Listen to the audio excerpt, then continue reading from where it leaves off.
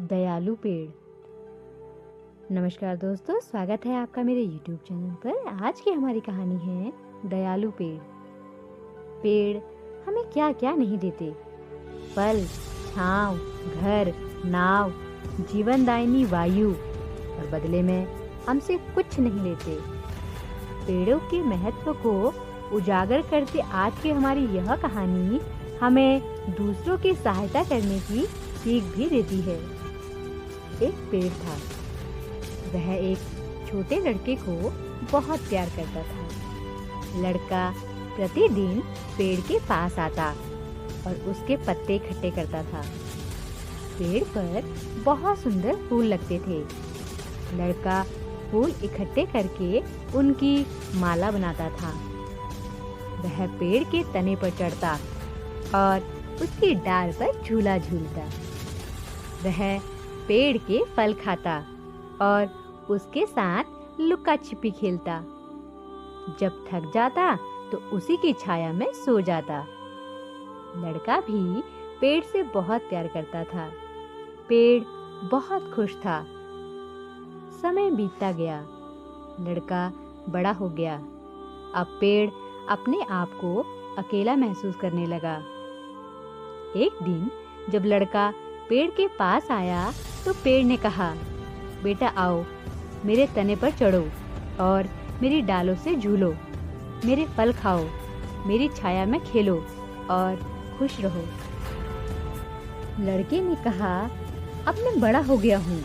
अब मेरी उम्र पेड़ पर चढ़ने और खेलने की नहीं रह गई है। मैं अब चीजें खरीदकर उनका आनंद उठाना चाहता हूँ। अब सब चीजों को खरीदने के लिए मुझे कुछ पैसे चाहिए। क्या तुम कुछ पैसे दे सकते हो? पेड़ ने कहा, पैसे तो मेरे पास है नहीं। मेरे पास केवल पत्ते और फल हैं। मेरे फल तोड़ लो और इन्हें शहर में बेच देना। इससे तुम्हें पैसे मिल जाएंगे और तुम अपनी मनचाही वस्तुएं खरीद पाओगे। लड़का पेड़ पर चढ़ा। उसने फल तोड़कर इकट्ठे किए। पेड़ बहुत खुश था। लड़का वे फल बाजार ले गया। फिर वह लड़का बहुत दिनों तक नहीं आया। पेड़ दुखी हुआ। एक दिन जब लड़का वापस आया तो पेड़ खुशी से हिलते हुए कहने लगा, आओ, मेरे तने पर चढ़ो, मेरी डालों से झूलो और खुश रहो। लड़के ने कहा, अब मुझे पेड़ों पर चढ़ने की फुर्सत नहीं है। मैं युवा हो चुका हूँ। मुझे एक घर की जरूरत है जिसमें मैं सुरक्षित रह सकूं। मुझे अब पत्नी और बच्चे चाहिए और उनके लिए घर चाहिए। क्या तुम मुझे एक घर दे सकते हो? मेरे पास घर तो नहीं है, पेड़ ने कहा। यह जंगल ही मेरा घर है। पर तुम चाहो तो मेरी शाखाएं काटकर उनसे घर बना लो। मुझे इससे प्रसन्नता होगी। तब लड़के ने पेड़ की शाखाएं काटी और उन्हें ले गया और अपना घर बना लिया। इधर पेड़ अब भी खुश था। कितने ही दिन बीत गए। पेड़ प्रतिदिन लड़के की राह देखता।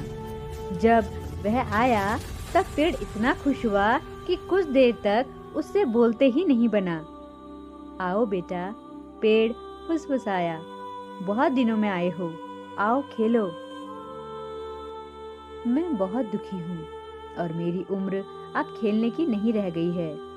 मुझे एक नाव चाहिए जो मुझे 7 समुंदर पार ले जाए।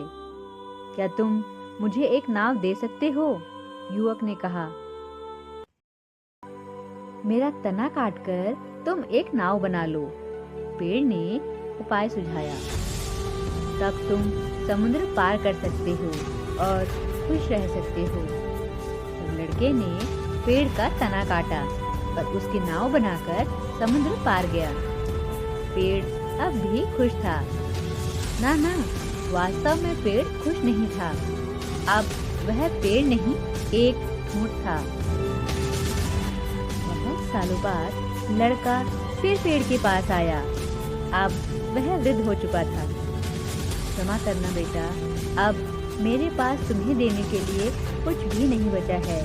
अब तो मुझ पर कोई फल नहीं लगता। पेड़ ने कहा, मेरे दांत इतने कमजोर हैं कि मैं उनसे फल चबा ही नहीं सकता। वृक्ष ने कहा, मेरी शाखाएं भी अब नहीं रही जिन पर तुम झूल सको। मैं बहुत बूढ़ा हो गया हूँ, इसलिए शाखाओं पर झूल नहीं सकता। उसने कहा, मेरा तना भी पूरा नहीं रहा जिस पर तुम चढ़ सको। पेड़ ने कहा, मैं बहुत थका हूँ, तने पर चढ़ने की ताकत मुझ में नहीं है। वृक्ष बोला, मैं तुम्हें कुछ देना चाहता था, परंतु अब मेरे पास कुछ भी शेष नहीं। हाँ, बस यह कटा तना ही बचा है, मुझे क्षमा करना। मुझे अब ज्यादा कुछ चाहिए भी नहीं। वृक्ष बात काट कर बोला, केवल एक शांत जगह चाहिए बैठने और सुस्ताने के लिए।